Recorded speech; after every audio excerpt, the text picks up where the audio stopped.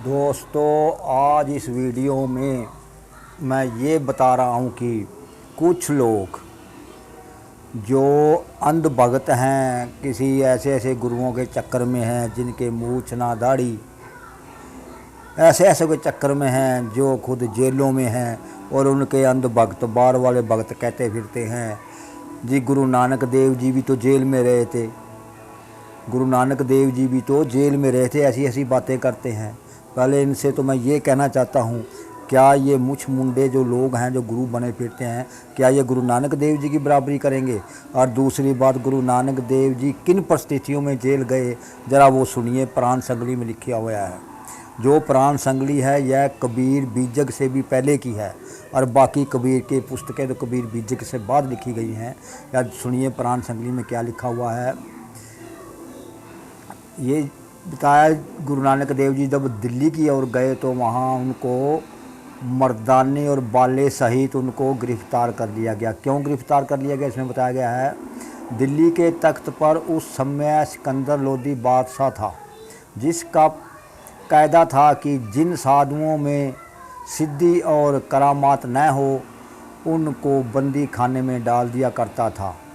सो गुरु नानक साहब को भी बाला और मर्दाना सहित कैद में कर डाल दिया, परंतु गुरु साहब ने ऐसा चमत्कार दिखाया कि बादशाह लज्जित होकर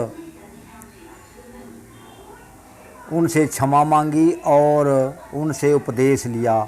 और उनसे उपदेश क्या लिया? गुरु नानक देव जी ने उपदेश के तौर पर उनको क्या कहा, जो इस वाणी का यह उल्लेख करते हैं, हक्का कबीर वाली वाणी का उल्लेख करते हैं, यह वाणी उस जो सिकंदर लोदी था उसको उपदेश के तौर पर कही थी। और यह सिकंदर लोदी जो था वह एक अरबी भाषी था, यानी कि एक मुसलमान था। तो उन्हीं की भाषा में उनको कहा था, यह कर्ज गुफ्तम पेशी तो दरगोश कुन करता रक्का कबीर करीम तू बे परवरदिगार। अब ये वाणी है, ये तिलंग माले पहले के, यह उसी सिकंदर लोदी को समझाने के लिए कही गई थी। और इसमें आगे तकबीर शब्द आया है। अब ये कहेंगे ये जो तकबीर है ये गलती से लिखा गया है। अरे भाई, ये जो वाणी है ये अरबी भाषा की वाणी है।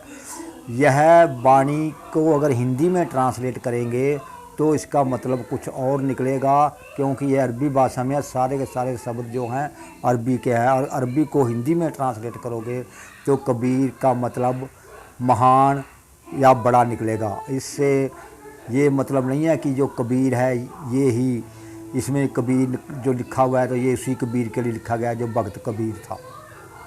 सबसे पहले तो इन लोगों को ये नहीं पता, कुरान कबीर जी से धरती पर आने से कई सौ साल पहले लिखी हुई थी और तभी से कबीर शब्द था उसमें। क्या तब कबीर कहाँ था? यानी कि ये लोग यहाँ से पैदल हैं। ये जो लोग हैं, मुस्लिम लोग जो हैं, अपनी औलादों के नाम कुरान शरीफ के अनुसार रखते हैं, जो नाम उनको अच्छा लगे। देखिए इनमें कई नाम है, इस वाणी में भी कबीर नाम भी रख लेते हैं, करीम भी रख देते हैं। वो ये कई नाम इसमें जो वो रखते हैं, मुस्लिम लोग रखते हैं, अच्छा नाम ही रखते हैं। करीम का मतलब है दयालु, कबीर का मतलब है महान, इसलिए ये नाम रखते हैं।